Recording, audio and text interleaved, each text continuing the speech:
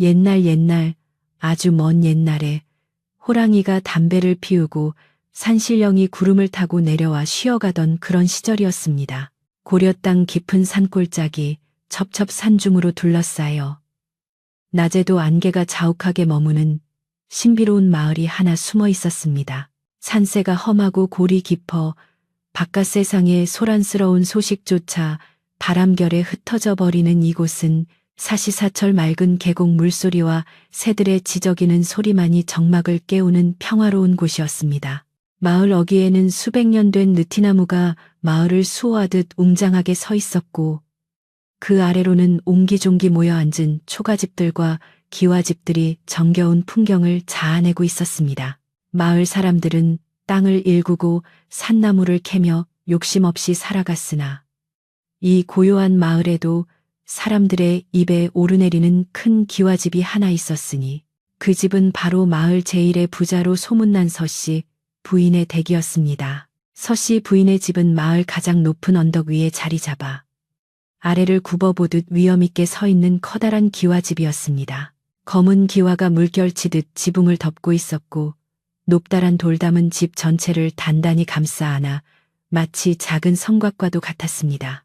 대문은 어른 키보다 훨씬 높고 육중하여 웬만한 장정 서너 명이 밀어야 겨우 열릴 정도로 굳건해 보였습니다. 이 집의 곳간에는 해마다 수확한 쌀과 곡식이 가득 차 있었고 뒷산 너머까지 펼쳐진 비옥한 논밭은 모두 서씨 부인의 소유라 해도 과언이 아니었습니다.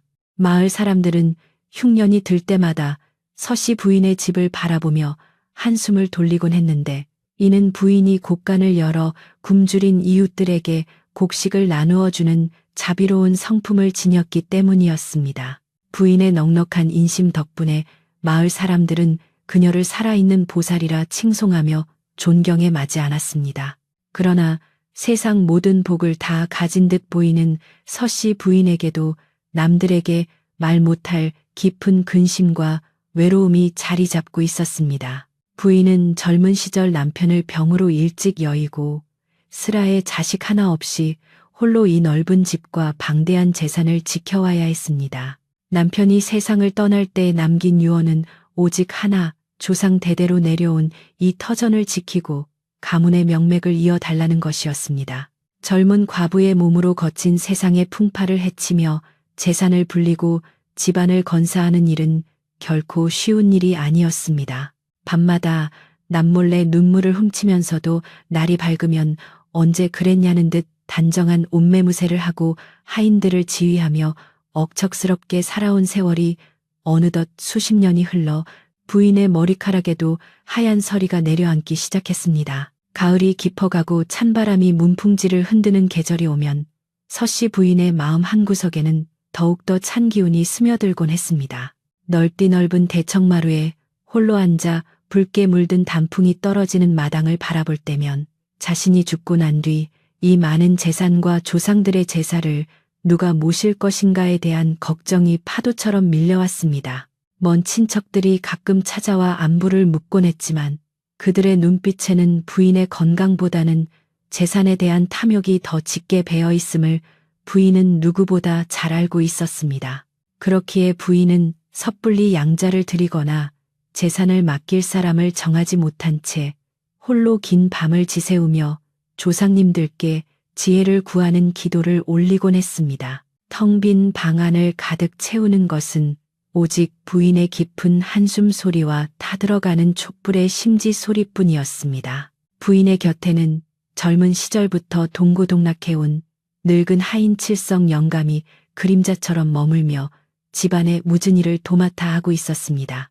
칠성 영감은 부인의 남편이 살아있을 적부터 이 집의 마름으로 일해온 충직한 사람으로 부인의 눈빛만 봐도 무엇을 필요로 하는지 알 수 있을 만큼 부인을 깊이 이해하는 유일한 사람이었습니다. 그는 등이 굽고 머리가 희끗희끗해졌지만 여전히 쩌렁쩌렁한 목소리로 머슴들을 호령하며 집안의 질서를 유지했습니다.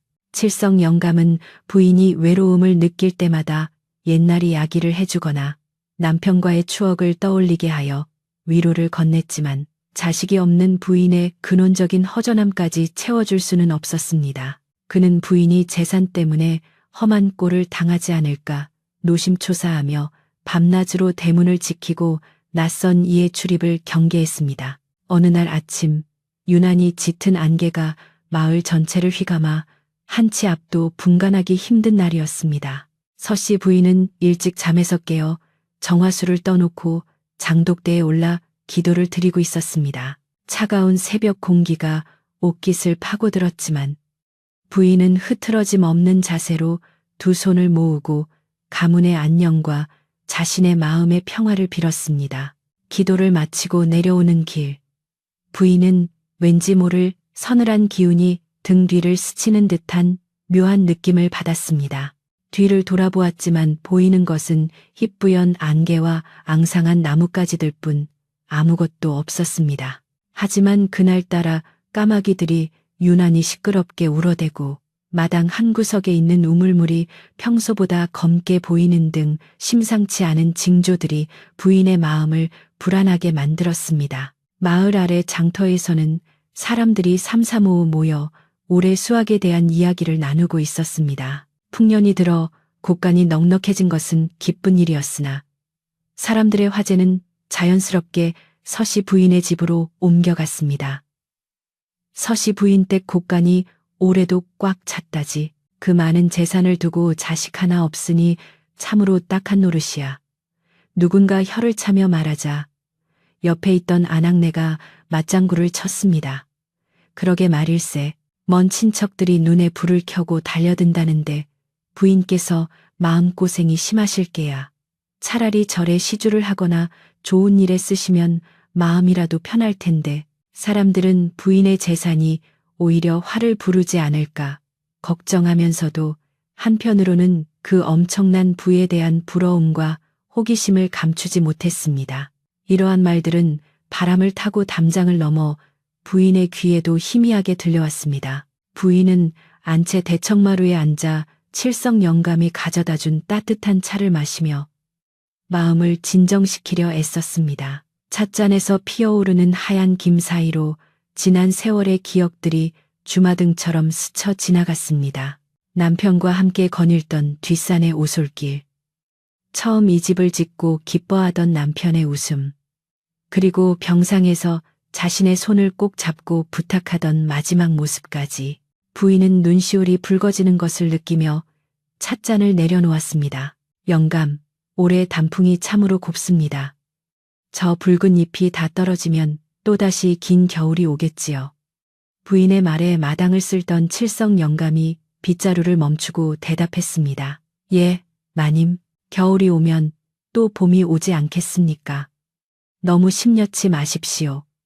이 늙은이가 눈을 부릅뜨고 마님을 지킬 것입니다. 투박하지만 진심 어린 위로의 부인은 옅은 미소를 지어 보였습니다. 해질 무렵 부인은 곡간을 점검하기 위해 칠성 영감과 함께 집 뒤편으로 향했습니다. 육중한 나무 문을 열자 구수한 곡식 냄새가 코를 찔렀습니다. 가마니마다 팹쌀이 가득 담겨 천장까지 쌓여 있었고 한쪽에는 말린 고추와 마늘, 각종 약재들이 주렁주렁 매달려 있었습니다. 평생을 바쳐 모은 재산이었지만 부인은 이것들을 볼 때마다 뿌듯함보다는 무거움을 느꼈습니다. 이 많은 것을 지키기 위해 얼마나 많은 밤을 설치고 얼마나 많은 사람을 경계해야 했던가. 부인은 쌀가마니를 쓰다듬으며 혼잣말처럼 중얼거렸습니다. 이것들이 다 무슨 소용일까? 나 죽고 나면 그저 쥐들이나 파먹을 것을. 그 목소리에는 깊은 회한과 인생의 덧없음이 묻어 있었습니다. 날이 어두워지자 산짐승들의 울음소리가 하나둘 들려오기 시작했습니다. 부인은 저녁상을 물리고 일찍 잠자리에 들 준비를 했습니다. 비단 이불을 펴고 화로에 숯을 채워 방안을 덮였지만 마음속의 한기는 쉽게 사라지지 않았습니다. 문풍지 너머로 들려오는 바람 소리가 마치 누군가 흐느끼는 소리처럼 들려 부인은 쉽사리 잠을 이룰 수 없었습니다. 머리맡에 놓인 반좀고리를 열어 바느질감을 꺼내 들었지만 바늘귀가 잘 보이지 않아 이내 내려놓고 말았습니다. 늙어가는 육신과 외로운 처지가 새삼스럽게 서러워지는 밤이었습니다. 부인은 벽에 걸린 남편의 초상화를 물끄러미 바라보며 마음속으로 말을 걸었습니다. 여보, 제가 언제까지 이 짐을 지고 가야 합니까? 이제 그만 당신 곁으로 가고 싶은 마음뿐입니다. 깊은 밤, 마을 전체가 잠든 시각이었지만 서씨 부인의 집 사랑채에는 희미한 불빛이 새어나오고 있었습니다. 칠성 영감이 잠들지 않고 집안을 순찰하며 혹시 모를 침입자에 대비하고 있었기 때문입니다.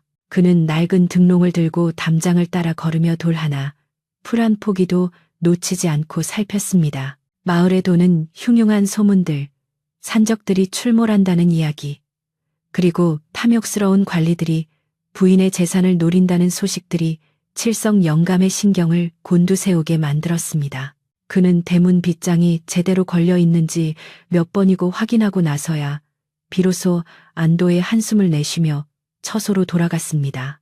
하지만 그날 밤 칠성 영감은 꿈속에서 검은 뱀이 집안의 기둥을 휘감고 올라가는 불길한 꿈을 꾸고 식은땀을 흘리며 깨어났습니다. 다음 날 마을 입구 우물가에서는 아낙네들이 모여 빨래를 하며 수다를 떨고 있었습니다.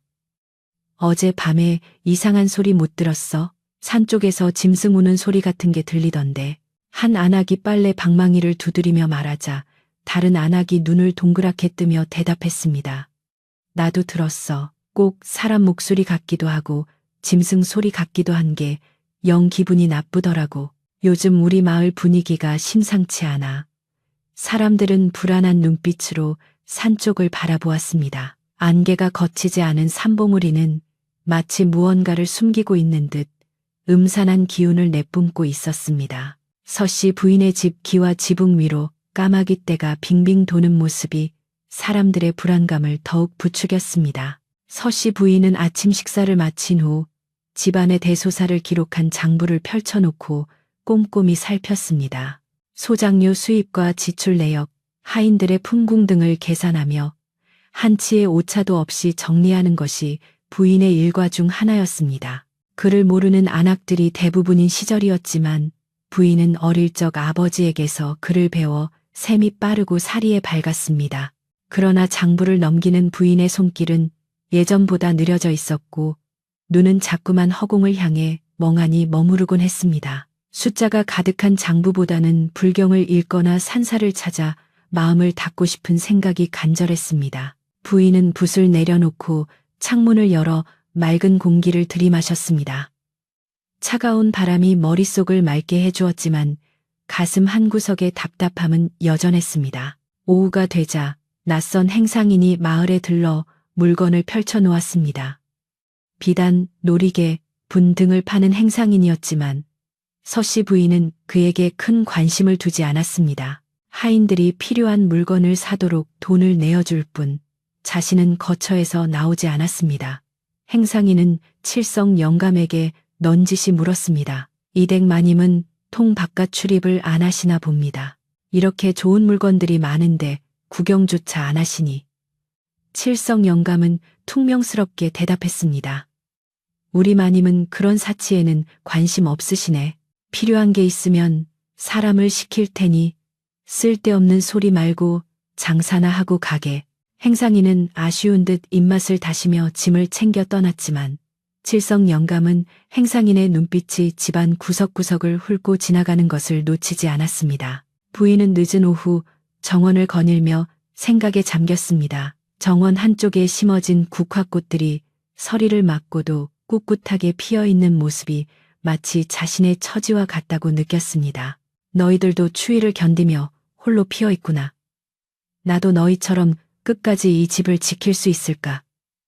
부인은 국화꽃잎을 어루만지며 속삭였습니다. 그때 대문 밖에서 인기척이 느껴졌습니다.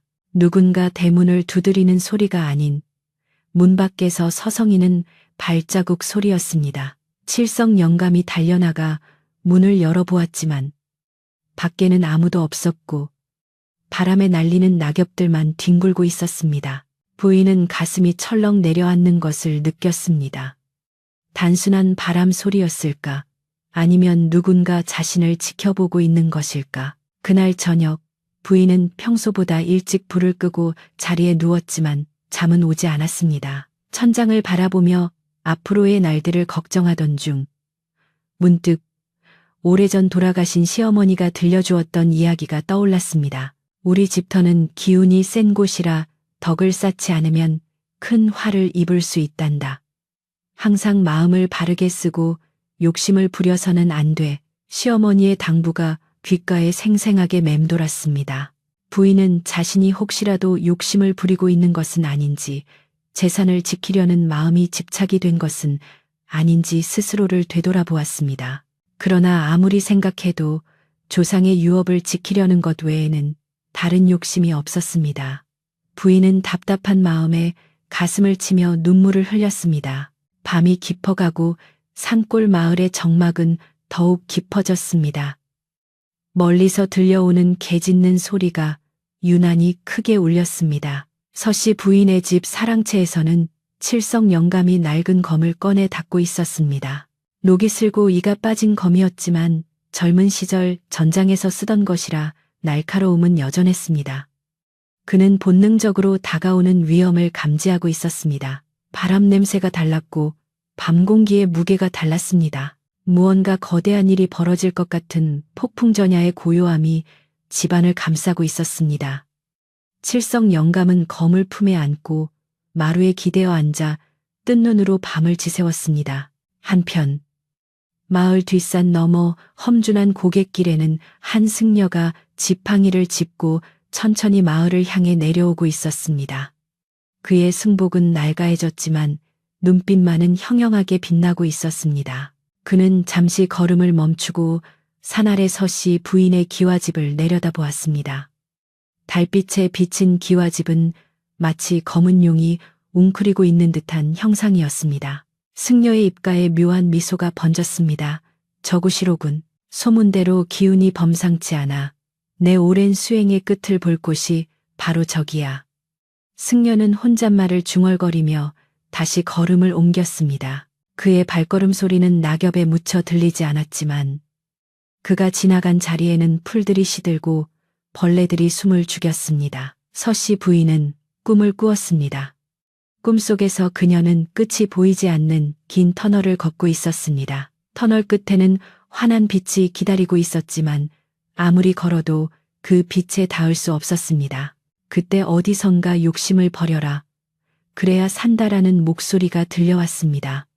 부인은 소스라치게 놀라 잠에서 깨어났습니다. 온몸이 식은땀으로 젖어 있었고 심장은 터질 듯이 뛰고 있었습니다. 창밖을 보니 동이 트기 전에 푸르스름한 새벽빛이 스며들고 있었습니다. 부인은 자리에서 일어나 물 한 모금을 마시고 떨리는 가슴을 진정시켰습니다. 꿈의 내용이 너무나 생생하여 뇌리에서 떠나지 않았습니다. 이것은 단순한 꿈이 아니라 조상님이 보내는 경고가 아닐까 하는 생각이 들었습니다. 날이 밝자마자 부인은 칠성 영감을 불렀습니다. 영감, 오늘따라 마음이 어지럽고 불안하네. 절에 가서 불공이라도 드려야 할 것 같아. 칠성 영감은 부인의 안색이 창백한 것을 보고 걱정스러운 표정으로 말했습니다. 마님, 안색이 좋지 않으십니다. 오늘은 푹 쉬시는 게 좋겠습니다. 제가 대신 다녀오겠습니다. 부인은 고개를 저으며 말했습니다. 아니야, 내가 직접 가서 빌어야 마음이 편할 것 같네. 채비를 해주게. 부인의 고집을 꺾을 수 없었던 칠성 영감은 서둘러 가마를 준비했습니다. 마을 사람들은 이른 아침부터 산사로 향하는 부인의 행렬을 보며 수군거렸습니다. 부인이 무슨 큰일이라도 있는 모양이야. 저렇게 서두르시는 걸 보니 부인이 탄 가마가 산길을 오르는 동안 산새들은 지저귀고 다람쥐들은 바쁘게 움직였지만 부인의 눈에는 아무것도 들어오지 않았습니다. 오직 마음속의 불안감을 떨쳐버리고 싶은 생각뿐이었습니다. 산사에 도착한 부인은 대웅전에 들어가 정성껏 절을 올렸습니다. 향연기가 피어오르는 불상 앞에서 부인은 눈물을 흘리며 간절히 기도했습니다. 부처님, 제발 저를 굽어 살펴주소서. 이 외롭고 무거운 짐을 어찌해야 합니까? 부인의 기도는 오랫동안 계속되었고 주지스님은 묵묵히 부인의 뒷모습을 바라보며 염주를 굴릴 뿐이었습니다. 기도를 마치고 내려오는 길, 부인의 마음은 한결 가벼워진 듯 했습니다. 산사의 맑은 공기와 부처님의 자비로운 미소가 부인의 지친 영혼을 위로해준 덕분이었습니다. 그러나 집으로 돌아오는 길목, 마을 어귀에 다다랐을 때 부인은 낯선 그림자와 마주치게 되었습니다. 안개 속에서 서서히 모습을 드러내는 한 승려. 그는 바로 어젯밤 고갯길을 넘어온 그 사람이었습니다. 승려는 부인의 가마를 향해 합장을 하며 길을 막아섰습니다. 칠성 영감이 나서서 제지하려 했지만 승려의 기세에 눌려 잠시 주춤했습니다. 승려는 부드럽지만 힘있는 목소리로 말했습니다. 나무 아미타불, 보살님. 얼굴에 근심이 가득하십니다. 이 승려가 잠시 그 근심을 덜어드려도 되겠습니까? 승려의 목소리는 마치 오랜 가뭄 끝에 내리는 단비처럼 부인의 마음에 파고들었습니다. 부인은 가마의 문을 살짝 열고 승려를 바라보았습니다. 깊고 그윽한 눈빛, 온화한 미소, 그리고 몸에서 풍겨 나오는 알 수 없는 위엄. 부인은 홀린 듯 승려를 응시했습니다. 이것이 우연일까? 아니면 부처님이 보내주신 귀인일까? 부인의 마음속에서 희망과 의심이 동시에 피어오르는 순간이었습니다. 바람이 불어와 승려의 장삼자락을 펄럭이게 했고 그 순간 마을 전체를 감싸고 있던 안개가 더욱 짙게 깔리며 마치 세상과 이들을 단절시키는 듯했습니다. 가마문을 열고 마주한 승려의 눈빛은 깊은 산속의 호수처럼 고요하면서도 그 바닥을 알 수 없는 기이한 힘을 품고 있었습니다. 서씨 부인은 순간적으로 말문이 막혔으나 이내 정신을 차리고 정중하게 합장하며 답했습니다. 스님, 초면인 저의 근심을 어찌 그리 꿰뚫어 보십니까? 갈 길 잃은 중생에게 부처님의 지혜를 나눠주신다면 더할 나위 없는 영광이겠습니다. 승려는 부드러운 미소를 지으며 고개를 숙였습니다. 제 법명은 해암이라 합니다. 수행을 위해 천하를 떠돌다 이 마을의 기운이 예사롭지 않아 발길을 멈추었습니다. 보살님의 얼굴에 서린 어두운 그림자는 돌아가신 분이 아직 저승으로 온전히 떠나지 못하고 이승을 맴돌고 있음을 보여줍니다. 그 말은 서씨 부인의 가슴에 비수처럼 꽂혔습니다. 평생을 그리워하며 제사를 모셔온 남편이 아직 구천을 떠돌고 있다니.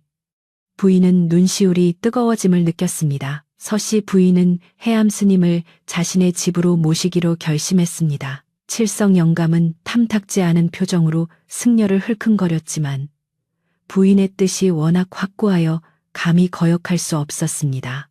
가마를 뒤따라 걷는 해암 스님의 발걸음은 구름 위를 걷는 듯 가벼웠으나 그가 지나는 길가의 풀들이 미세하게 떨리는 것을 칠성 영감은 놓치지 않았습니다. 저중에 눈빛이 영 마음에 들지 않아 수행자라기엔 눈동자의 욕망이 너무 번들거려. 칠성 영감은 속으로 중얼거리며 경계심을 늦추지 않았습니다. 마을 사람들은 서씨 부인의 행렬 뒤에 낯선 승려가 따르는 것을 보고 신기해하면서도 왠지 모를 서늘함에 몸을 움츠리며 길을 비켜주었습니다. 대문을 들어서자 해암 스님은 잠시 멈춰서서 집안의 형세를 살피더니 감탄 섞인 목소리로 말했습니다. 참으로 명당입니다. 재물이 마르지 않고 솟아나는 터이지만 그만큼 음기가 강해 주인이 감당하기 버거운 곳이기도 합니다. 사랑채에 짐을 푼 해암 스님은 곧바로 부인에게 차를 청했습니다. 대청마루에 마주 앉은 두 사람 사이에는 팽팽한 긴장감과 기묘한 안도감이 교차했습니다. 부인은 남편이 떠난 후 겪었던 외로움과 후사를 잊지 못한 죄책감, 그리고 집안을 지키기 위한 고단함을 조심스럽게 털어놓았습니다. 해암 스님은 묵묵히 고개를 끄덕이며 부인의 말을 경청했습니다. 그의 맞장구는 적재적소에 이루어졌고 위로의 말은 부인의 아픈 곳을 정확히 어루만졌습니다. 보살님, 그것은 보살님의 잘못이 아닙니다. 다만 조상님들의 묘자리에 흐르는 수맥이 뒤틀려 있고 억울하게 죽은 홀령이 집안의 기운을 막고 있어 자손이 귀한 것입니다. 제가 이곳에 머물며 기도를 올려 막힌 혀를 뚫고 천도제를 지낸다면 집안에 다시 봄 기운이 돌 것입니다. 스님의 확신에 찬 목소리의 부인은 마치 구세주를 만난 듯한 기분이 들었습니다. 그러나 부엌에서 저녁상을 준비하던 칠성 영감의 생각은 달랐습니다. 그는 하녀들이 준비한 소박한 사찰 음식을 보며 혀를 찼습니다. 저중이 진짜 도승이라면 보리밥에 나물 반찬이면 족할 것을. 굳이 기름진 두부 요리와 귀한 버섯을 찾다니. 칠성 영감은 상을 내어가며 스님의 동태를 살폈습니다. 해암 스님은 짐짓 점잖은 척하며 수저를 들었지만 칠성 영감이 잠시 등을 돌린 사이 음식을 탐욕스럽게 입에 넣는 모습을 거울에 비친 모습으로 얼핏 보게 되었습니다. 칠성 영감은 소스라치게 놀랐지만 내색하지 않고 조용히 물러나왔습니다. 저자는 수행자가 아니다. 필시 무슨 꿍꿍이가 있는 게 분명해. 영감의 주름진 손이 부들부들 떨렸습니다. 그는 당장이라도 부인에게 달려가 이 사실을 알리고 싶었지만 지금 부인은 스님에게 완전히 마음을 뺏긴 상태라 오히려 화를 낼지도 모른다는 생각에 신중을 기하기로 했습니다. 그날 밤부터 해암 스님은 사랑채에 머물며 목탁을 두드리고 연부를 외기 시작했습니다. 은은하게 울려 퍼지는 목탁 소리는 집안 전체를 감싸며 평온함을 주는 듯 했습니다. 서씨 부인은 그 소리를 자장가 삼아 오랜만에 깊은 잠에 들 수 있었습니다. 꿈속에서 남편이 나타나 환하게 웃으며 손을 흔들어 주었는데 부인은 이것이 스님의 기도 덕분이라 굳게 믿게 되었습니다. 다음 날 아침 부인의 얼굴은 한결 밝아져 있었습니다. 영감, 어젯밤 꿈에 대감마님이 나오셨네. 표정이 어찌나 편안해 보이시던지 내 마음이 다 놓이더구먼. 해암 스님이 참으로 영험하신 분이야. 부인의 들뜬 목소리에 칠성 영감은 억지 미소를 지으며 고개를 끄덕였지만 속은 타들어가는 것 같았습니다. 며칠이 지나자 해암 스님은 본격적으로 집안 곳곳을 돌아다니며 의식을 준비했습니다. 그는 마당에 오래된 향나무 아래에 팥을 뿌리고 장독대 뒤편에 부적을 붙이는 등 알 수 없는 행동을 했습니다. 이곳은 귀신이 드나드는 문입니다. 이곳을 막아야 집안의 재물이 새나가는 것을 막을 수 있습니다. 스님의 설명은 그럴싸했지만 칠성 영감은 스님이 유독 곳간 주변과 안채의 보물 보관함이 있는 다락방 쪽을 자주 기웃거린다는 사실을 눈치챘습니다. 한 번은 칠성 영감이 곳간 뒤편에서 장작을 패고 있을 때 해암 스님이 곳간 문틈으로 안을 엿보다가 영감과 눈이 마주친 적이 있었습니다. 스님은 당황한 기색 없이 태연하게 합장하며 곡식의 기운을 살피고 있었습니다. 라고 둘러댔지만 그 눈빛에 서린 탐욕은 숨길 수 없었습니다. 마을 안에서도 해암 스님에 대한 소문이 조금씩 퍼지기 시작했습니다. 우물가에 모인 아낙네들은 목소리를 낮추어 수군거렸습니다. 그 스님 말이야. 낮에는 점잖은데 밤만 되면 산 쪽으로 올라가는 걸 본 사람이 있대. 어머, 정말 밤에 산에는 왜 간다니? 글쎄, 산신령에게 기도를 드린다고 하던데. 눈빛이 무서워서 가까이 갈 수가 없더래. 그리고 며칠 전에는 윗마을 주막에서 술 냄새를 풍기는 스님을 봤다는 사람도 있어. 이런 소문들은 바람을 타고 서씨 부인의 집 담장을 넘었지만 부인의 귀에는 들어가지 않았습니다. 하인들도 부인이 스님을 극진히 모시는 것을 알기에 함부로 입을 놀렸다가는 불호령이 떨어질까 두려워 쉬쉬할 뿐이었습니다. 칠성 영감만이 마을 사람들의 이야기를 귀담아 들으며 정보를 모으고 있었습니다. 그러던 중 집안에 이상한 일들이 하나둘 생겨나기 시작했습니다. 멀쩡하던 암탉들이 갑자기 알을 낳지 않더니 시름시름 앓다가 죽어나갔고 부인이 아끼던 늙은 삽살개가 밤새 허공을 향해 지저대다가 다음날 아침 피를 토하고 쓰러진 채 발견되었습니다. 서씨 부인은 자식처럼 기르던 개가 죽자 큰 충격을 받고 눈물을 쏟았습니다. 해암 스님은 죽은 개를 살펴보더니 심각한 표정으로 말했습니다. 보살님, 이것은 단순한 병이 아닙니다. 집안에 들이닥칠 큰 해군을 이 짐승이 대신 막아주고 간 것입니다.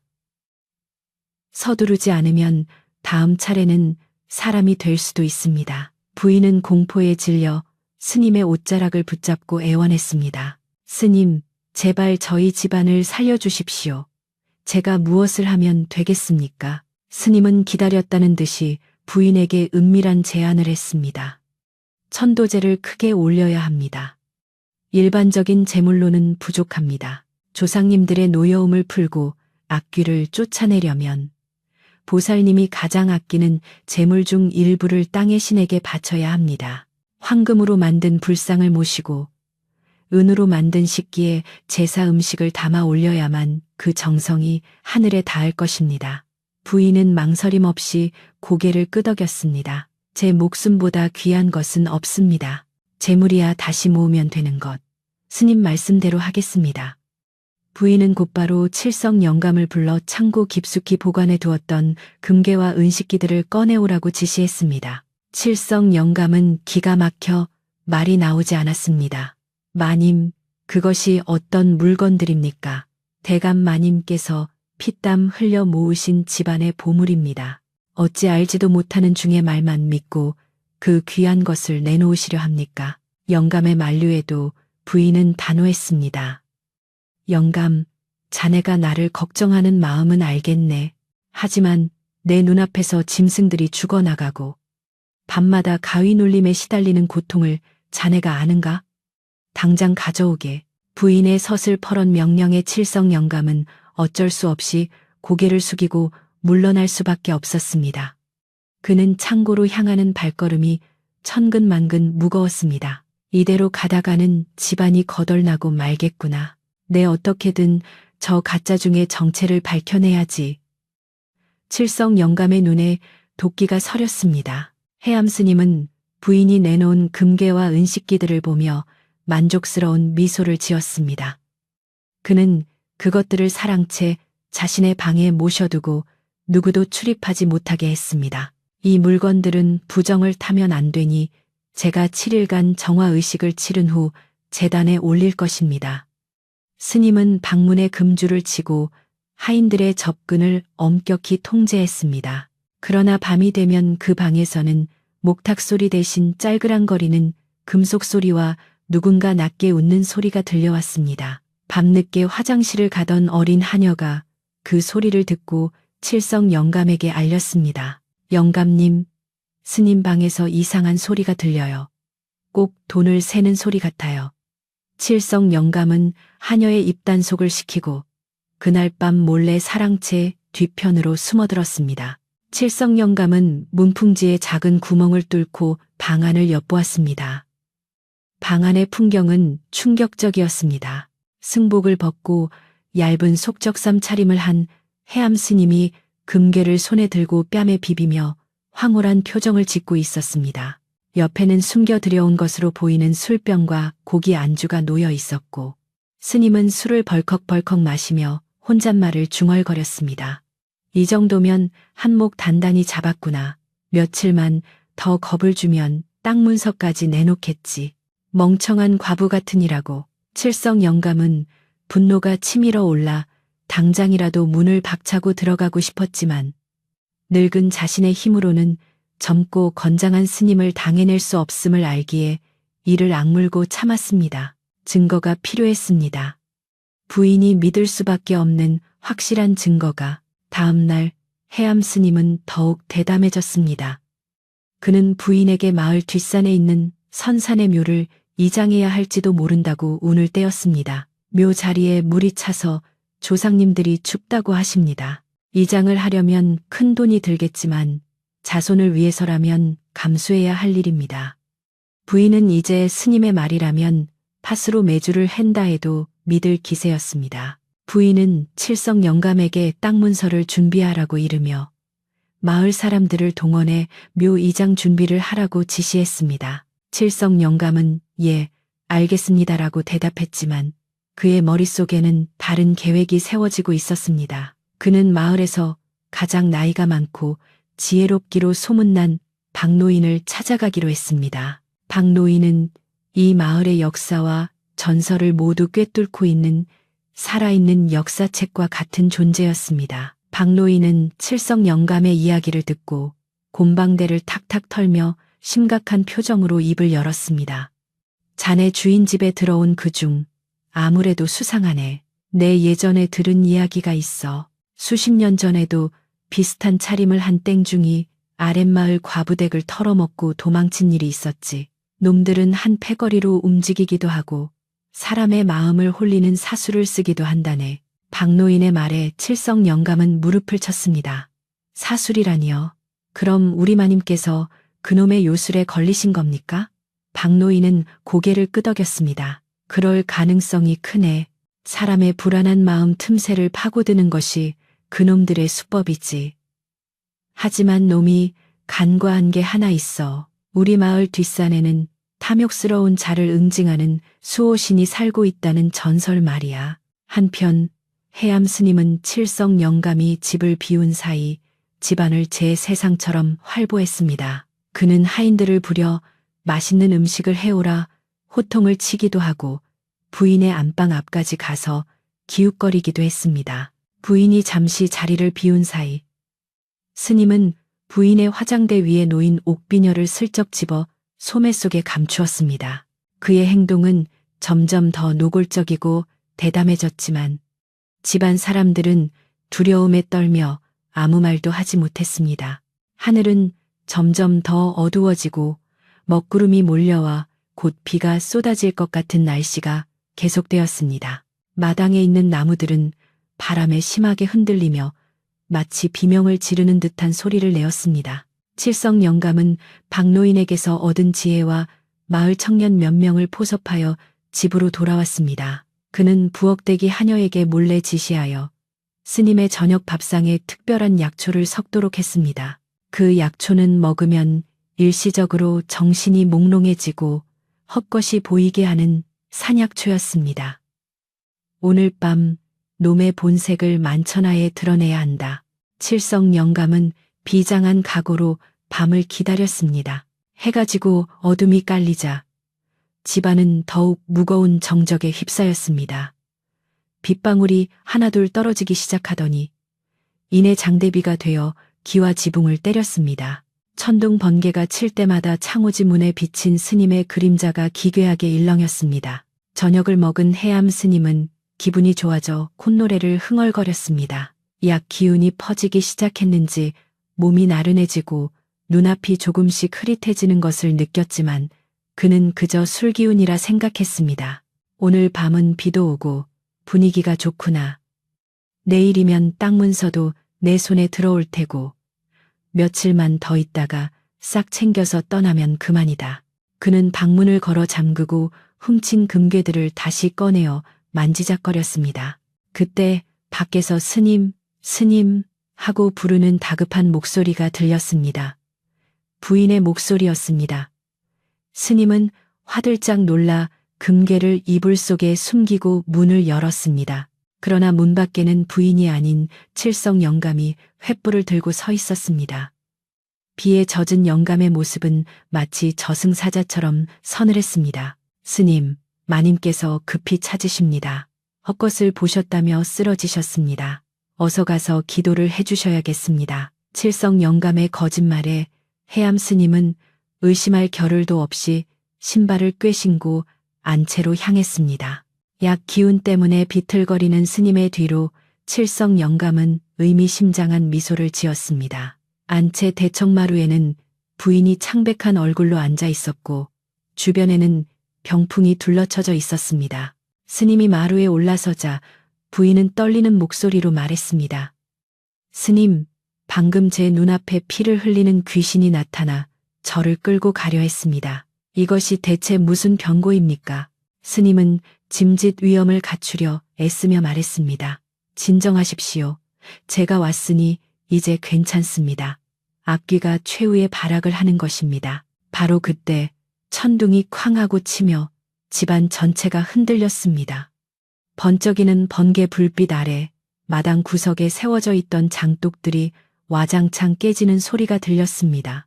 해암 스님은 깜짝 놀라 뒤를 돌아보았습니다. 깨진 장독 사이로 검은 연기 같은 것이 피어오르더니 스님의 눈에는 그것이 거대한 뱀의 형상으로 보이기 시작했습니다. 약초의 효능이 나타난 것입니다. 스님은 헛것을 보고 뒷걸음질 치며 비명을 질렀습니다. 저것이 무엇이냐? 오지 마라. 오지 마. 스님의 기이한 행동에 부인은 눈을 크게 뜨고 바라보았습니다. 평소에 점잖은 모습은 온데간데 없고 허공을 향해 손을 휘저으며 공포에 떠는 스님의 모습은 광인이나 다름없었습니다. 칠성 영감은 이 기회를 놓치지 않았습니다. 그는 미리 준비해둔 마을 청년들에게 신호를 보냈습니다. 청년들은 사랑채로 달려가 스님의 방을 뒤지기 시작했습니다. 잠시 후 청년 하나가 이불 속에 숨겨져 있던 금괴와 은식기 그리고 부인의 옥비녀를 들고 안채로 뛰어왔습니다. 마님, 스님 방에서 이것들이 나왔습니다. 청년이 물건들을 마루 위에 쏟아놓자 쨍그랑 소리와 함께 부인의 믿음도 산산조각이 났습니다. 부인은 자신의 눈을 의심하며 물건들을 바라보았습니다. 그것은 분명 자신이 스님에게 맡긴 재물들이었고 옥비녀는 자신의 방에 있어야 할 물건이었습니다. 스님, 이것이 어찌 된 일입니까? 제게는 정화의식을 위해 제단에 올리신다고 하지 않으셨습니까? 그리고 저 비녀는 어찌 스님의 방에 부인의 목소리는 배신감으로 떨렸습니다. 해암 스님은 여전히 헛것이 보이는지 횡설수설하며 바닥을 기어다녔습니다. 살려주세요. 저 뱀이 나를 삼키려 합니다. 금은 다 줄 테니 제발 목숨만은. 스님은 부인의 발치에 엎드려 살려달라고 빌었지만 그가 비는 대상은 부인이 아니라 자신의 눈에만 보이는 환영이었습니다. 칠성 영감은 부인의 곁으로 다가와 단호하게 말했습니다. 마님, 보십시오. 이것이 저자의 실체입니다. 수행자가 아니라 탐욕의 눈먼 도둑일 뿐입니다. 서씨 부인은 망연자실하여 주저앉았습니다. 믿었던 도끼에 발등이 찍힌다는 말이 실감나는 순간이었습니다. 부인은 눈을 감고 깊은 한숨을 내쉬었습니다. 빗줄기는 더욱 굵어지고 마당은 아수라장이 되었습니다. 칠성 영감은 청년들에게 스님을 포박하라고 지시했습니다. 그러나 스님은 괴력을 발휘하여 청년들을 뿌리치고 마당으로 뛰어내렸습니다. 안 돼, 내 돈이야. 아무도 못 가져가. 그는 미친 듯이 웃으며 빗속을 뚫고 대문 밖으로 달아났습니다. 칠성 영감과 청년들이 뒤를 쫓았지만 어둠 속으로 사라진 스님을 찾기는 쉽지 않았습니다. 마을에는 비상 소집을 알리는 징소리가 울려 퍼지기 시작했습니다. 서씨 부인의 집에서 시작된 소란은 이제 마을 전체의 사건으로 번져가고 있었습니다. 칠흑 같은 어둠 속으로 도망친 해암 스님의 뒤로 거센 빗줄기가 쏟아지며 그의 발자국을 지우려는지 흙탕물이 계곡처럼 흘러내렸습니다. 서씨 부인은 마루에 흩어진 폐물과 금괴를 망연자실하게 바라보며 믿음이 배신으로 돌아온 충격에 몸을 가누지 못했습니다. 칠성 영감은 부인을 부축하여 안방으로 모신 뒤 곧바로 젖은 옷을 갈아입지도 않은 채 하인들과 마을 청년들을 소집했습니다. 놈은 멀리 가지 못했을 것이다. 이 빗속의 산길은 미끄럽고 놈은 지금 제정신이 아니다. 마을의 명예와 마님의 억울함을 풀기 위해서라도 반드시 그자를 잡아와야 한다. 칠성 영감의 목소리에는 서리빨 같은 기세가 서려 있었고 청년들은 횃불과 몽둥이를 챙겨들고 비장한 표정으로 고개를 끄덕였습니다. 마을에는 이미 비상연락망인 징소리가 요란하게 울려 퍼져 잠자던 사람들까지 모두 깨워 밖으로 나오게 만들었습니다. 빗속에 모여든 마을 사람들은 서씨 부인 댁에서 일어난 기막힌 사연을 전해 듣고 분노를 감추지 못했습니다. 세상에 부처님을 모신다는 중이 어찌 그런 흉악한 짓을 꾸밀 수가 있단 말인가. 우리 마을을 능멸한 죄 결코 용서할 수 없다. 사람들은 웅성거리며 칠성 영감의 지휘에 따라 수색조를 나누었습니다. 칠성 영감은 마을 지리의 밝은 사냥꾼 출신의 장정들을 앞세워 뒷산으로 향하는 길목을 차단하게 하고 나머지는 마을 곳곳에 빈집과 헛간을 뒤지도록 지시했습니다. 빗줄기는 더욱 굵어져 한 치 앞도 분간하기 어려웠지만 사람들의 분노는 포구조차 시키지 못했습니다. 한편 정신없이 산길을 내달리던 해암 스님은 공포와 환각에 사로잡혀 있었습니다.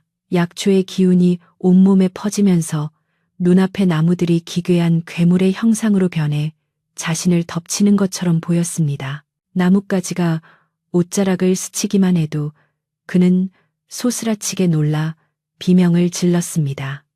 저리 가, 내 돈이야. 내 금덩이라고. 그는 허공을 향해 팔을 휘저으며 발버둥쳤지만 보이지 않는 공포는 더욱 그를 조여왔습니다. 빗물에 젖은 승복은 천근만근 무거웠고 진흙탕에 미끄러져 넘어질 때마다 차가운 흙이 그의 입과 코를 막아 숨을 쉬기조차 힘들었습니다. 그러나 탐욕에 눈먼 그는 품속에 숨겨둔 옥비녀 하나만은 절대로 놓지 않으려 안간힘을 썼습니다. 스님이 향한 곳은 아이러니하게도 그가 거짓으로 천도제를 올려야 한다고 주장했던 마을 뒷산의 당산나무 쪽이었습니다. 평소 마을 사람들이 신성시하여 함부로 출입하지 않는 곳이었기에 그는 그곳이 안전할 것이라 착각한 것이었습니다. 그러나 그곳은 마을의 수호신이 머무는 곳이자 부정한 자가 들어서면 화를 입는다는 전설이 깃든 금단의 구역이었습니다. 뇌우가 몰아치는 밤 당산나무는 번개에 번쩍이며 마치 거대한 심판자처럼 위압적인 자태를 뽐내고 있었습니다. 해암 스님의 눈에는 그 나무가 황금 열매를 주렁주렁 매달고 있는 거대한 보물 창고처럼 보이기 시작했습니다. 환각은 그의 욕망을 투영하여 현실을 완벽하게 왜곡시키고 있었습니다. 마을 회관 처마 밑에서는 박노인이 곰방대를 두드리며 혀를 찼습니다. 저 땡중이 제 발로 호랑이 굴로 들어가는구나. 우리 마을 뒷산은 탐욕을 품은 자가 들어가면 길을 잃고 헤매다. 결국 미쳐버린다는 미로의 숲이 있다는 걸 몰랐던 개지. 옆에 있던 젊은 안악이 불안한 표정으로 물었습니다. 할아버님, 정말 귀신이 잡아가는 건가요? 박 노인은 주름진 눈가를 좁히며 묵직하게 대답했습니다. 귀신보다 무서운 게 사람의 욕심이지. 그 숲은 사람 마음속에 있는 가장 추악한 욕망을 끄집어내어 보여준다네. 죄 지은 자는 자신의 죄책감에 짓눌려 스스로 파멸하게 되는 법이야. 박노인의 말에 사람들은 몸을 떨며 산 쪽을 바라보았습니다. 어둠 속에서 번쩍이는 번개만이 산의 능선을 잠시 비출 뿐이었습니다. 서씨 부인은 방 안에 홀로 앉아 있었지만 밖에서 들려오는 빗소리와 사람들의 고함 때문에 도저히 가만히 있을 수가 없었습니다. 그녀는 젖은 머리를 대충 묶고 옷매무새를 다듬은 뒤 벽에 걸려있던 남편의 장검을 꺼내 들었습니다. 비록 녹슨 검이었지만 그것을 쥐는 것만으로도 용기가 솟아나는 듯 했습니다. 내 눈으로 똑똑히 봐야겠다. 부처님의 탈을 쓰고 사람의 마음을 유린한 자가 어떤 최후를 맞이하는지. 부인은 비장한 각오로 방문을 열고 나섰습니다. 마침 마당으로 들어오던 칠성 영감이 깜짝 놀라 만류했습니다. 마님, 밖은 위험합니다. 비바람이 거세고 산길이 험하니 방에 계십시오. 저희가 반드시 잡아오겠습니다. 하지만 부인의 고집은 꺾을 수 없었습니다. 아닐세, 영감. 이것은 내 집안의 일이네. 내가 어리석어 도둑을 집안에 들였으니 그 결자해지도 내가 해야 하네. 피하지 않겠네. 부인의 단호한 눈빛에 칠성 영감은 더 이상 말리지 못하고 자신이 직접 부인의 곁을 지키며 산으로 안내하기로 했습니다. 하인들이 횃불을 더 가져오고 부인에게 두꺼운 털배자를 입혀주었습니다. 부인과 칠성 영감 그리고 뒤따르는 하인들의 행렬은 비바람을 뚫고 뒷산을 향해 천천히 그러나 묵직하게 발걸음을 옮겼습니다. 빗물에 횃불이 꺼질 듯 위태롭게 타올랐지만 사람들의 눈빛은 그 불꽃보다 더 뜨겁게 타오르고 있었습니다. 그 시각 당산나무 아래 도착한 해암 스님은 완전히 이성을 잃고 땅을 파헤치기 시작했습니다. 그의 눈에는 나무뿌리 사이에서 황금빛이 새어 나오는 것이 보였기 때문입니다. 여기다. 여기에 전설의 보물이 숨겨져 있었어.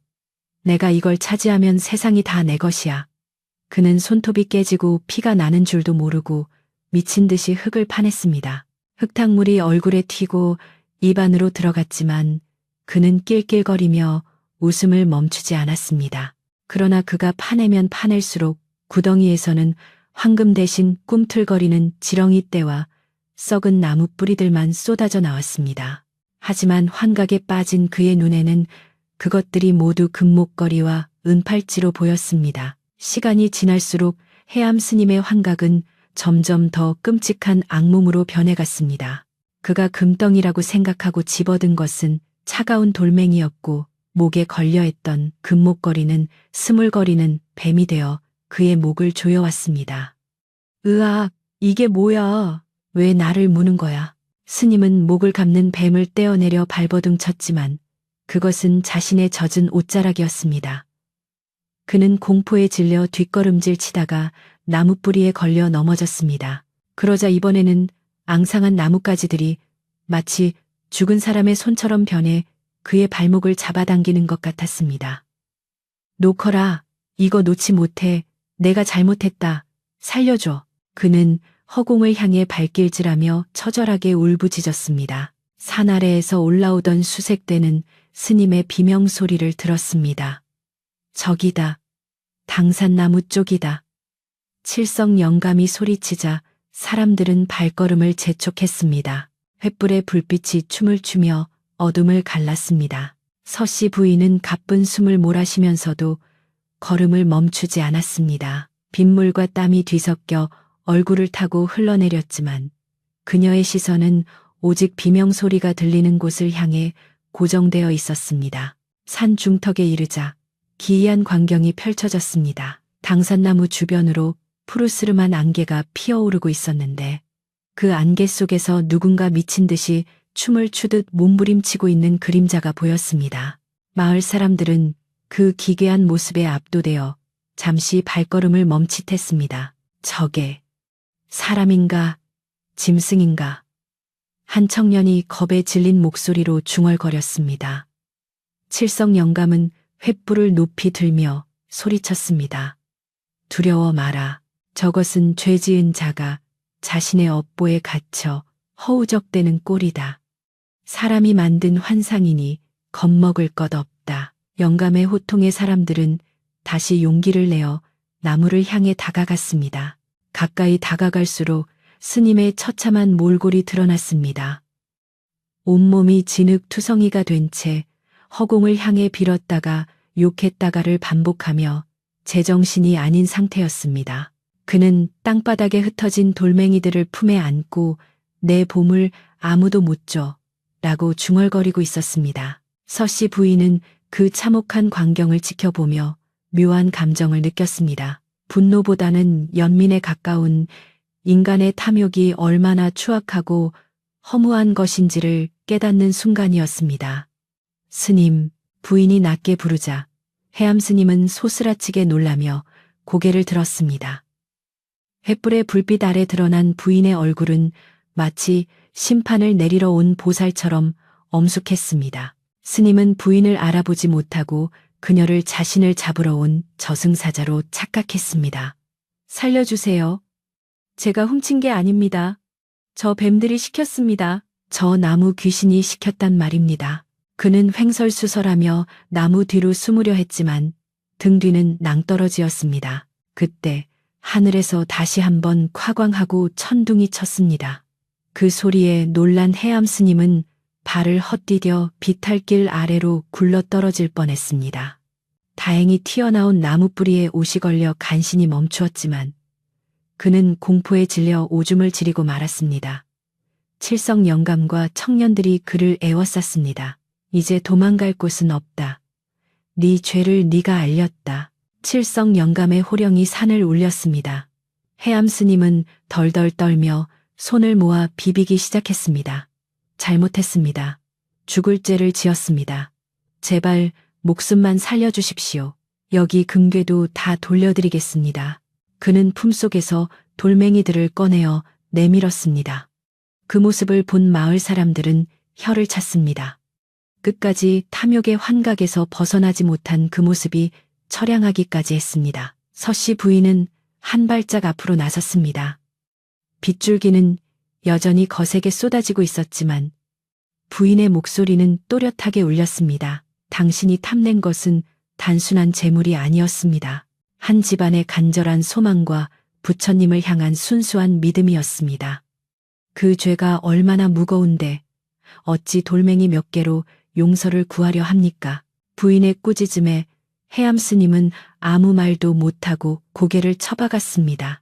약 기운이 조금씩 가라앉으면서 그는 자신의 손에 들린 것이 금괴가 아니라 진흙 묻은 돌멩이라는 사실을 서서히 깨닫기 시작했습니다. 현실이 돌아오자 수치심과 공포가 동시에 밀려왔습니다. 마을 사람들은 스님을 포박하여 마을로 끌고 내려가려 했습니다. 그러나 칠성 영감은 잠시 멈추라고 손짓했습니다. 이곳 당산나무 아래서 놈의 입으로 모든 진실을 털어놓게 해야 한다. 그래야 마을의 부정이 씻겨나가고 마님의 명예도 회복될 것이다.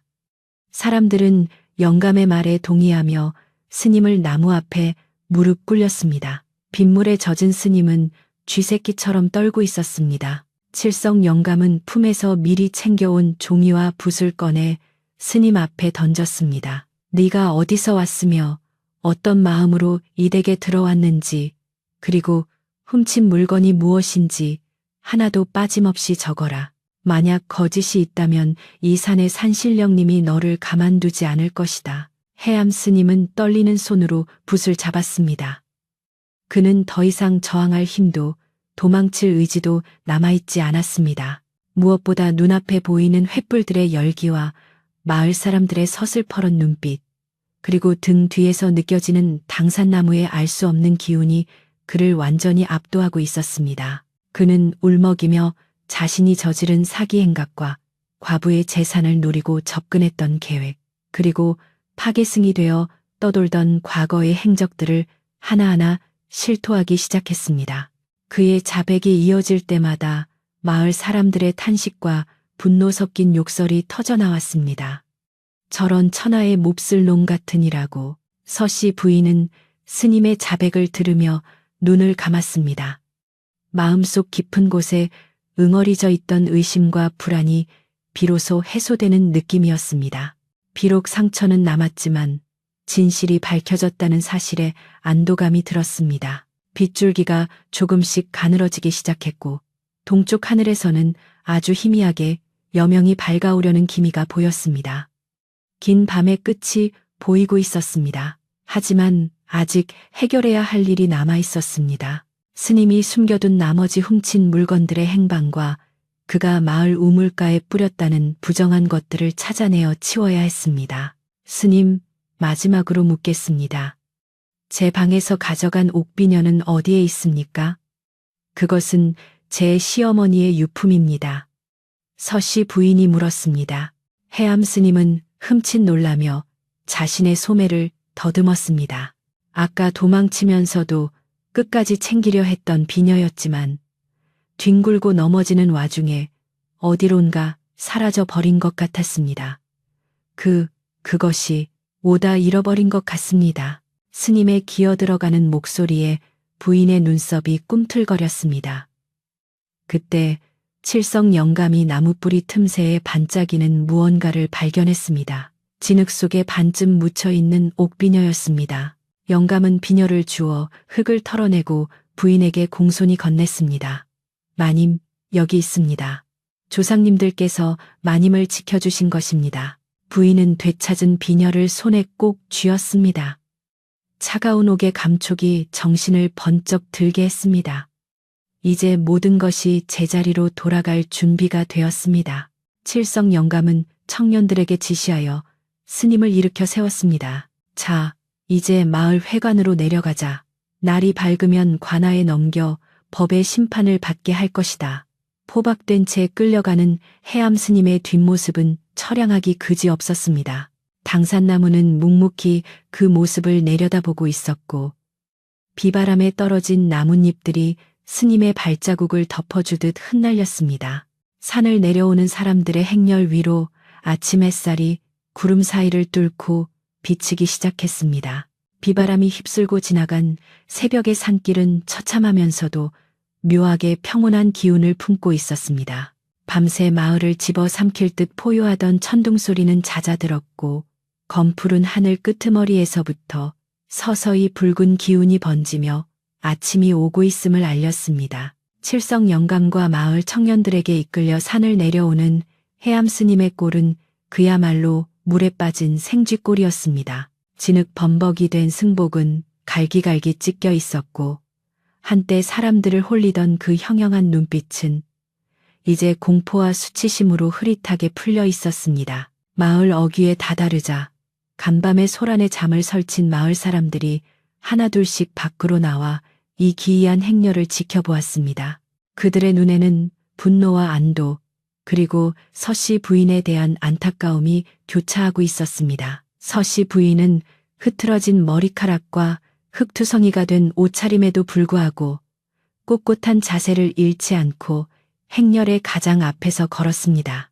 그녀는 자신의 어리석음으로 인해 집안과 마을에 큰 소동을 일으킨 것에 대해 깊은 책임을 느끼고 있었습니다. 마을 회관 앞 넓은 마당에 도착하자 칠성 영감은 해암 스님을 커다란 느티나무 기둥에 단단히 묶었습니다. 자, 마을 사람들 모두 보시오. 이자가 바로 부처님의 탈을 쓰고 우리 마님의 재산을 노리며 마을을 어지럽힌 요물입니다. 칠성 영감의 우렁찬 목소리가 새벽 공기를 가르며 울려 퍼지자 사람들은 웅성거리며 스님을 향해 손가락질을 해댔습니다. 개중에는 분을 참지 못해 돌멩이를 던지려는 사람도 있었지만 박노인이 나서서 제지했습니다. 멈추시오. 죄는 밉지만 사사로이 형벌을 가해서는 안 되는 법이오. 관아에 넘겨 국법으로 다스리게 해야 하네. 박노인의 지혜로운 말에 사람들은 흥분을 가라앉히고 뒤로 물러섰습니다. 서씨 부인은 천천히 스님 앞으로 다가갔습니다. 묶여있는 스님은 감히 부인의 얼굴을 쳐다보지 못하고 고개를 떨구고 있었습니다. 부인은 차분하지만 엄중한 목소리로 입을 열었습니다. 스님, 아니 해암이라 불리는 자여, 당신은 내 눈을 가리고 귀를 막아 탐욕을 채우려 했습니다. 하지만 당신이 훔치려 했던 것은 단순한 금부치가 아니라 한 가문을 지키려 했던 절박한 마음이었습니다. 그 죄는 결코 가볍지 않습니다. 부인의 꾸짖음은 큰 소리는 아니었지만 듣는 이들의 가슴을 서늘하게 만들 만큼 위험이 있었습니다. 해암 스님은 눈물을 흘리며 쉰 목소리로 용서를 빌었습니다. 보살님, 죽을 죄를 지었습니다. 한순간의 욕심에 눈이 멀어 마구니가 씌었습니다. 제발 한 번만 자비를 베풀어 주십시오. 다시는 이 근처에 얼씬도 하지 않고 평생 참회하며 살겠습니다. 그러나 칠성 영감은 단호했습니다. 이제 와서 자비라니. 내 놈이 섞은 약 때문에 마님이 며칠을 알아누우시고 집안이 풍비박산 날 뻔했다. 그런 혓바닥 놀림에 더 이상 속을 우리가 아니다. 영감은 마을 청년들에게 눈짓을 보냈습니다. 건장한 청년 2명이 나서서 스님을 끌고 일어섰습니다. 그들은 관아가 있는 읍내까지 스님을 압송하기로 했습니다. 끌려가는 스님의 뒷모습을 보며 마을 사람들은 혀를 찼습니다. 인과응보지, 인과응보야. 남의 눈에 눈물 나게 하면 제 눈에는 피눈물이 나는 법이야. 스님이 끌려가고 난 뒤 서씨 부인은 마을 사람들을 향해 깊이 허리를 숙였습니다. 내 덕이 부족하고 지혜가 모자라 요승을 집안에 드리고 이웃 여러분께 큰 심려를 끼쳤습니다. 밤새 비바람 맞으며 저를 도와주신 은혜 평생 잊지 않겠습니다. 부인의 진심 어린 사과에 마을 사람들은 오히려 손사래를 치며 부인을 위로했습니다. 아이고, 마님, 무슨 말씀을 그리 하십니까? 다 잘 해결되었으니 천만다행입니다. 마님 잘못이 아니라 그놈이 워낙 교활했던 탓이지요. 이웃집 안악이 따뜻한 손길로 부인의 젖은 어깨를 감싸주었습니다. 차가운 새벽바람 속에서도 사람들의 온정이 느껴져 부인은 왈칵 쏟아지려는 눈물을 겨우 참았습니다. 집으로 돌아온 서씨 부인과 칠성 영감 앞에는 엉망이 된 집안 꼴이 기다리고 있었습니다. 사랑채는 스님이 벌려놓은 술판과 뒤져놓은 짐들로 난장판이었고 마당은 빗물과 진흙으로 질척거렸습니다. 깨진 장독대 파편들이 흉물스럽게 흩어져 있어 지난밤의 격전을 떠올리게 했습니다. 그러나 부인은 한숨을 쉬는 대신 소매를 걷어붙였습니다. 영감, 우리 집을 다시 깨끗하게 만듭시다. 묵은 때를 벗겨내고 나쁜 기운을 몰아내야 새 기운이 들어오지 않겠나. 부인의 의연한 모습에 칠성 영감도 힘을 얻어 큰 소리로 하인들을 불렀습니다. 자, 다들 무엇 하느냐. 빗자루와 걸레를 가져오너라. 마당을 쓸고 방을 닦아라. 부정한 기운이 티끌 하나 남지 않도록 싹 다 치워야 한다. 하인들은 부지런히 움직이기 시작했습니다. 마당에 진흙을 걷어내고 깨끗한 모래를 새로 깔았습니다. 깨진 장독 조각들을 치우고 스님이 머물던 사랑채의 이불과 옷가지들은 모두 꺼내어 마당 한 구석에서 태워버리기로 했습니다. 활활 타오르는 불길 위로 검은 연기가 피어오르자 칠성 영감은 소금을 한 바가지 가져와 불 속에 뿌렸습니다. 탁탁하고 소금이 튀는 소리가 마치 악귀가 도망가는 소리처럼 들렸습니다. 썩 물러가라. 다시는 이 집에 얼씬도 하지 마라. 영감은 주문을 외우듯 소리치며 집안 구석구석에 소금을 뿌렸습니다. 대문 앞에도 곳간 앞에도 장독대에도 하얀 소금기를 만들어 부정을 막았습니다. 서씨 부인은 안채로 들어가 스님이 건드렸던 물건들을 정리했습니다. 되찾은 금괴와 은식기들은 다시 깨끗한 비단에 싸서 깊은 곳간에 넣었습니다. 하지만 예전처럼 그것들을 보며 집착하거나 불안해하는 마음은 더 이상 들지 않았습니다. 오히려 이 재물들이 화근이 될 수도 있음을 깨닫고 앞으로 어떻게 쓰는 것이 옳은지 곰곰이 생각하게 되었습니다. 부인은 칠성 영감을 불러 말했습니다.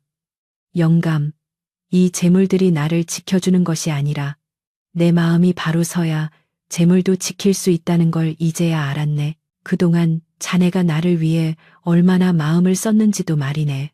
칠성 영감은 부인의 말에 코끝이 찡해졌습니다. 마님, 저는 그저 대감 마님과의 약속을 지키고 마님을 모시는 것이 제 본분일 따름입니다.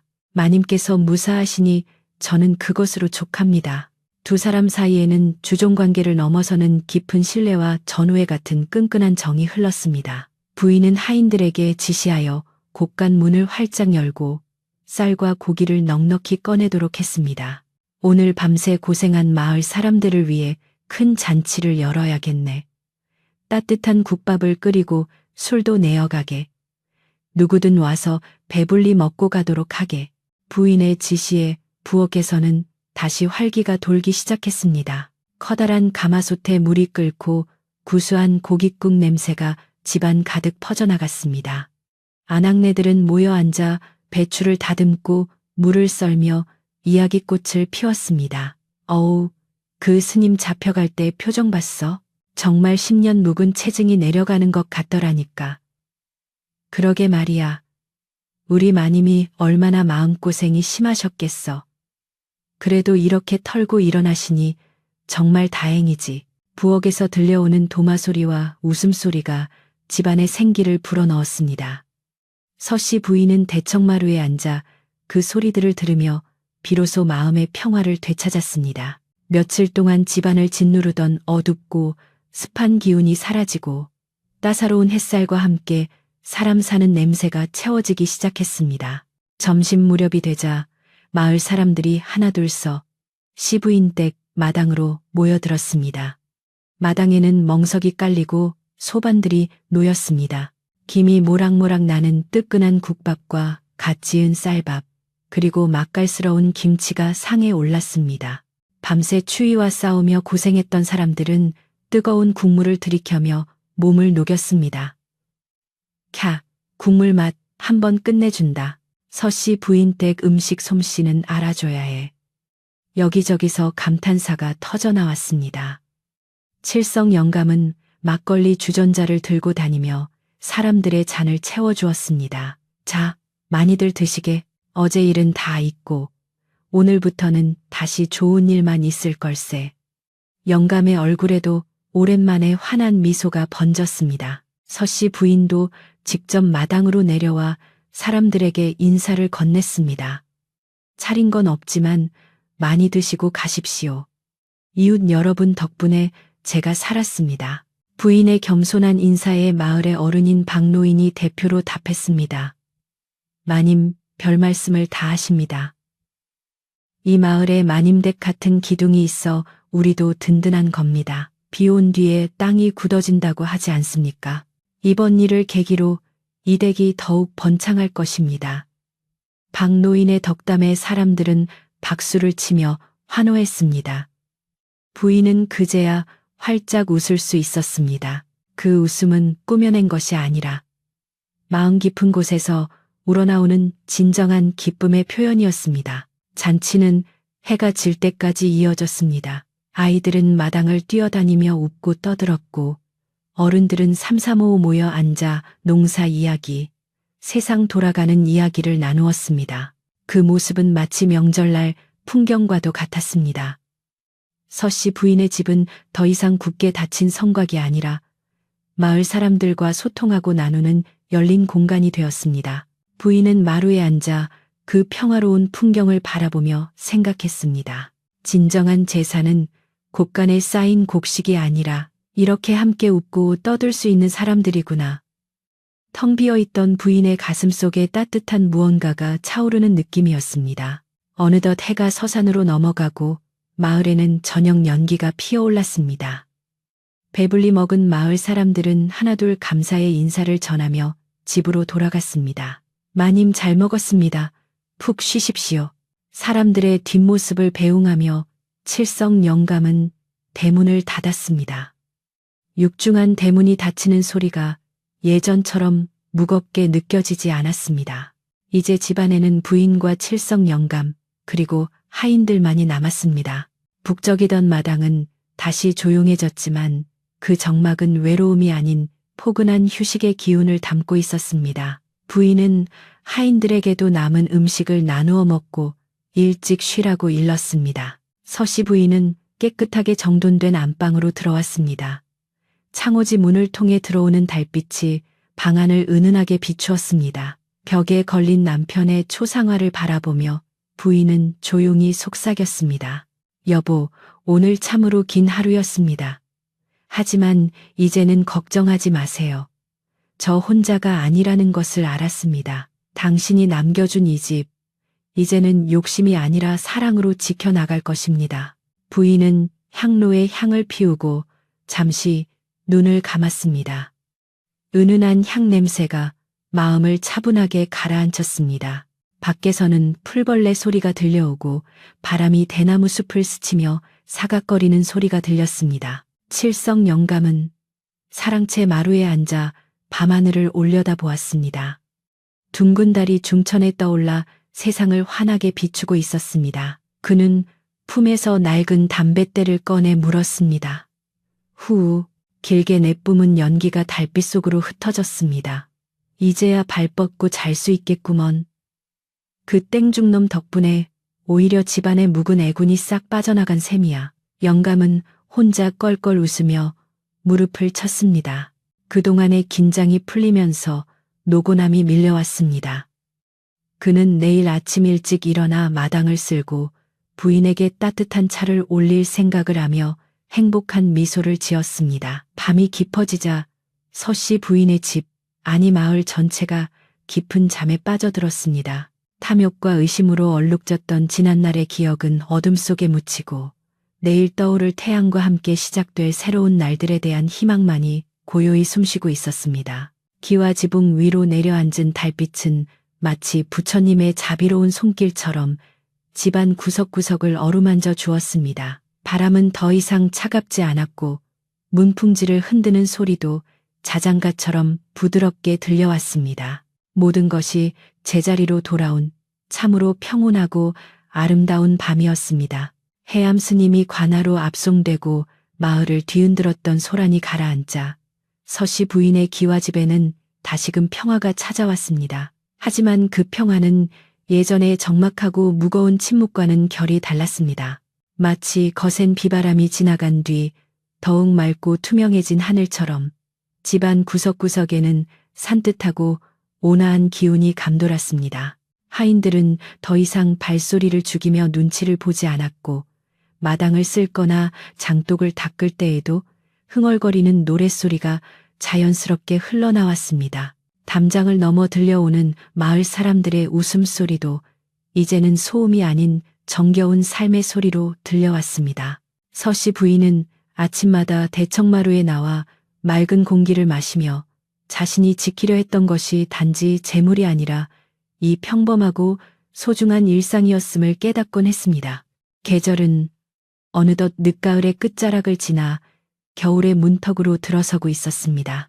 마을 뒷산의 나무들은 화려했던 단풍을 모두 떨구고 앙상한 가지만 남았지만 그 모습이 처량하기보다는 겨울을 견디기 위한 강인한 준비로 보였습니다. 서씨 부인은 다가올 겨울을 맞이하기 위해 분주하게 움직였습니다. 예전 같으면 곳간 문을 걸어 잠그고 내 것 챙기기에 급급했을 테지만 이제 부인의 지시는 사뭇 달랐습니다. 올해는 유난히 추울 것이라 하니 마을 회관에 택감을 넉넉히 보내도록 하게. 그리고 홀로 사는 노인들 댁에는 소미불을 하나씩 돌리게나. 부인의 따뜻한 마음 씀씀이는 차가운 바람을 타고 마을 구석구석으로 퍼져나갔습니다. 칠성 영감의 얼굴에도 세월의 무게가 한꺼풀 벗겨진 듯 편안함이 깃들었습니다. 그는 더 이상 밤새도록 칼을 갈거나 불안에 떨며 순찰을 돌지 않았습니다. 대신 낮에는 마당 한편에 앉아 지프로 멍석을 짜거나 하인들에게 새끼 꼬는 법을 가르치며 여유로운 시간을 보냈습니다. 가끔 마을 장정들이 놀러와 막걸리 한 잔을 권하면 영감은 거절하지 않고 받아 마시며 진한 무용담을 늘어놓기도 했습니다. 그때 내가 횃불을 딱 들고 소리치니 그 땡중놈이 오줌을 지리며 주저앉지 않던가. 허허허.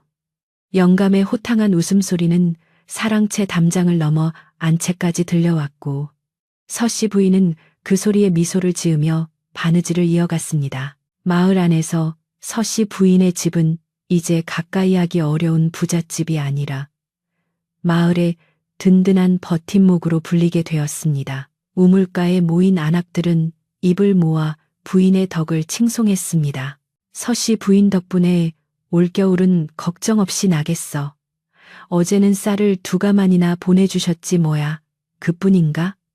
우리 아이 서당 갈 때 쓰라고 지필묵도 챙겨주셨네. 자식도 없으신 분이 남의 자식 귀한 줄은 어찌 그리 잘하시는지. 사람들의 칭송은 부인의 귀에 들어가기 위함이 아니었으나 진심에서 우러나온 감사함은 돌고 돌아 부인의 마음을 따뜻하게 데워주었습니다. 부인은 자신이 베푼 작은 정성이 사람들의 삶에 큰 위로가 된다는 사실에 깊은 보람을 느꼈습니다. 어느 날 오후 부인은 칠성 영감을 대동하고 마을 뒷산에 있는 선산을 찾았습니다. 묘지 이장 문제로 시끄러웠던 것이 엊그제 같았으나 이제 선산은 고요하기만 했습니다. 부인은 남편의 묘 앞에 정갈한 과일과 술을 올리고 절을 올렸습니다. 여보, 이제야 당신 뜻을 알겠습니다. 가문을 지킨다는 것은 재물을 움켜쥐는 것이 아니라 사람들의 마음을 얻고 덕을 쌓아 그 이름이 오래도록 기억되게 하는 것이었습니다. 부인의 독백은 바람에 실려 흩어졌지만 묘비 옆에 핀 작은 들꽃이 고개를 끄덕이듯 흔들렸습니다.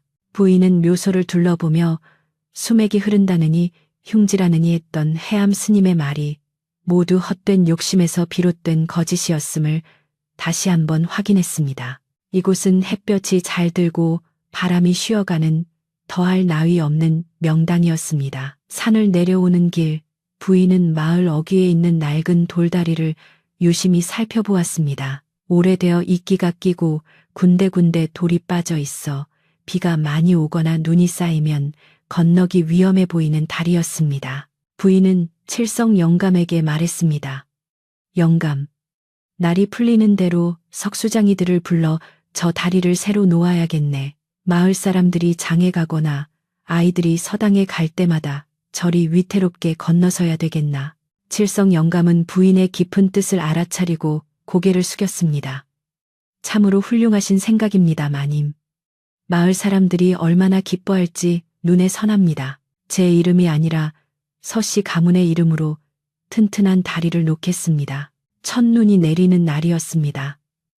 회색빛 하늘에서 탐스러운 눈송이가 하나둘 떨어지더니 이내 온 세상을 하얗게 덮기 시작했습니다.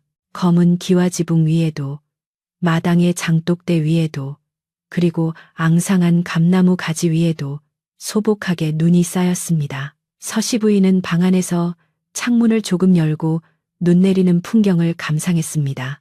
화로에는 참숯이 발갛게 타오르며 방 안을 훈훈하게 데워주었고 구석에 놓인 모과에서는 은은한 향기가 배어 나왔습니다. 부인은 따뜻한 차를 마시며 이 고요하고 아름다운 설경을 볼 수 있음에 감사했습니다. 세상의 모든 더러움과 아픔을 덮어주듯 내리는 눈은 부인의 마음속에 남은 마지막 찌꺼기마저 깨끗이 씻어주는 듯했습니다. 저녁이 되자 칠성 영감이 군고구마와 동치미를 한 상 차려들고 안채 마루 끝에 앉았습니다. 마님, 올해 농사지은 고구마가 아주 달게 익었습니다. 맛이나 좀 보십시오. 부인은 미소를 지으며 방문을 열고 영감에게 들어오라 손짓했습니다. 추운데 잊지 말고 아랫목에 들어와서 드시게. 오늘 같은 날은 옛날 이야기나 하며 쉬는 게 최고지. 주종 간의 격식은 남아있었지만 두 사람 사이에는 가족 이상의 끈끈한 정이 흐르고 있었습니다. 영감은 쭈뼛거리며 방 안으로 들어와 화로 곁에 자리를 잡았습니다. 뜨끈한 아랫목에 앉으니 얼었던 몸이 노곤하게 풀리는 기분이었습니다. 부인과 칠성 영감은 호호 불어가며 군고구마를 나누어 먹었습니다. 달콤하고 뜨거운 고구마 한 입에 시원한 동치미 국물 한 모금은 그야말로 천하일미였습니다. 영감, 기억나는가? 자네가 처음 우리 집에 왔을 때 그때도 눈이 참 많이 왔었지. 부인이 옛 추억을 꺼내자 칠성 영감은 눈을 가늘게 뜨며 회상에 잠겼습니다. 그럼요, 기억나다마다요. 그때는 저도 앳된 청년이었고 대감마님도 호랑이 같은 기세가 있으셨지요. 세월이 참 유수와 같습니다. 두 사람은 밤이 깊도록 도란도란 이야기를 나누었습니다. 지나간 세월의 희로애락이 화로의 불꽃처럼 타올랐다 사그라지기를 반복했습니다. 이야기 도중 부인이 문득 생각난 듯 말했습니다. 그때 그 스님은 어찌 되었을까? 관아에서 벌을 받고 있겠지? 칠성 영감은 혀를 차며 대답했습니다. 들리는 소문으로는 곤장을 맞고 옥살이를 한 뒤 멀리 유배를 갔다고 합니다. 하지만 저는 그자가 밉기만 하지는 않습니다. 그자 덕분에 마님께서 마음의 짐을 덜어내시고 집안의 애군도 털어냈으니 말입니다. 어찌 보면 악역을 자처하여 우리를 깨우쳐준 고마운 반면교사가 아닐런지요. 영감의 너스레의 부인도 소리내어 웃었습니다. 자네 말이 맞네. 모든 일에는 다 뜻이 있는 법이지. 이제는 그를 용서하려네. 그도 어딘가에서 죄를 뉘우치고 새 사람이 되었기를 빌어줘야지. 밤이 깊어지자 눈발은 더욱 거세졌지만 방 안은 세상 그 어느 곳보다 따뜻하고 안전했습니다. 문풍지 너머로 들리는 바람 소리는 마치 자장가처럼 부드럽게 들려왔습니다. 부인은 자리에 누우며 생각했습니다. 내일 아침에는 눈이 그치고 맑은 해가 뜨겠지. 하얗게 변한 세상에 아이들이 뛰어노는 소리가 들릴 거야. 그리고 나는 따뜻한 밥을 지어 함께 나누어 먹어야지. 부인의 머리맡에는 더 이상 근심이나 걱정이 머물 자리가 없었습니다. 오직 내일에 대한 기대와 현재의 평온함만이 가득했습니다. 칠성 영감도 사랑채로 돌아가 잠자리에 들었습니다. 그는 베개에 머리를 누이며 깊은 안도의 한숨을 내쉬었습니다. 이제야 두 다리 쭉 뻗고 잘 수 있겠구나. 우리 마님 얼굴에 웃음꽃이 피었으니 저승에 계신 대감마님도 편히 눈을 감으셨을 게야. 영감은 평생을 바쳐 지켜온 이 집과 주인이 평안해진 것을 확인하고서야 비로소 자신의 늙고 지친 몸을 쉴 수 있었습니다. 그의 코는 금세 차다 떨어졌고 규칙적인 숨소리가 방 안을 채웠습니다. 밖에서는 눈 쌓이는 소리가 사락사락 들려왔고 멀리서 개 짖는 소리조차 들리지 않는 깊은 산골의 밤은 절대적인 고요 속에 잠겨들었습니다. 시간이 흘러 마을에는 새로운 전설이 생겨났습니다. 탐욕스러운 승려를 물리친 지혜로운 과부의 이야기와 욕심을 부리면 끔찍한 환영을 보게 된다는 당산나무의 전설이었습니다. 하지만 마을 사람들에게 가장 많이 회자되는 것은 서씨 부인의 나눔과 배품에 대한 이야기였습니다. 부인이 놓은 돌다리는 과부 다리가 아닌 덕을 쌓은 다리라 하여 적덕교 칡덕겨라 불리게 되었고 마을 사람들은 그 다리를 건널 때마다 부인의 고마운 마음을 되새겼습니다. 부인은 이후로도 오랫동안 장수하며 마을의 큰 어른으로 존경받았고 칠성 영감 역시 부인의 곁을 지키며 천수를 누렸다고 합니다. 세월이 흘러서 씨 부인이 세상을 떠나던 날 마을 사람들은 모두 상복을 입고 슬퍼했습니다. 그러나 부인의 표정은 잠자는 듯 편안했으며 입가에는 옅은 미소가 머물러 있었다고 전해집니다. 부인은 자신의 전 재산을 마을에 기부하여 가난한 아이들을 가르치고 병든 이를 돌보는 데 쓰도록 유언을 남겼습니다. 자식이 없었던 부인이었지만 그날 상여 뒤를 따르는 마을 사람들의 행렬은 끝이 보이지 않을 정도로 길어서 마치 수백 명의 자식들이 어머니를 배웅하는 모습과 같았다고 합니다. 그렇게 부인은 빈손으로 왔다가 빈손으로 돌아갔지만 그 빈손에는 그 무엇보다 가득 찬 사랑과 존경이 담겨 있었습니다. 지금도 그 산골 마을에 가면 마을 어귀에 튼튼하게 놓인 돌다리와 수백 년 된 느티나무를 볼 수 있습니다. 그리고 비가 오거나 안개가 끼는 날이면 마을 노인들은 아이들을 무릎에 앉히고 옛날 이야기를 들려줍니다. 욕심을 부리면 망하고 베풀면 복이 온다는 평범하지만 소중한 진리를 담은 서씨 부인과 칠성 영감, 그리고 탐욕스러운 승려의 이야기를 말입니다. 이야기가 끝날 무렵이면 아이들은 꾸벅꾸벅 졸기 시작하고 노인의 낮은 목소리는 밤 공기에 스며들어 듣는 이들의 꿈속으로 평온하게 흘러들어갑니다. 어느덧 화로의 불도 사그라들고 달빛만이 창호지를 은은하게 밝히는 깊은 밤입니다. 산새들도 둥지를 찾아 잠들고 바람도 잠시 쉬어가는 시간입니다. 착한 마음을 가진 여러분도 이제 그만 무거운 짐을 내려놓고 편안히 잠자리에 드시기를 바랍니다. 내일은 오늘보다 더 따뜻하고 밝은 해가 떠오를 테니까요.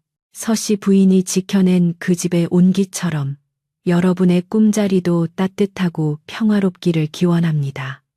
그럼 안녕히 주무십시오.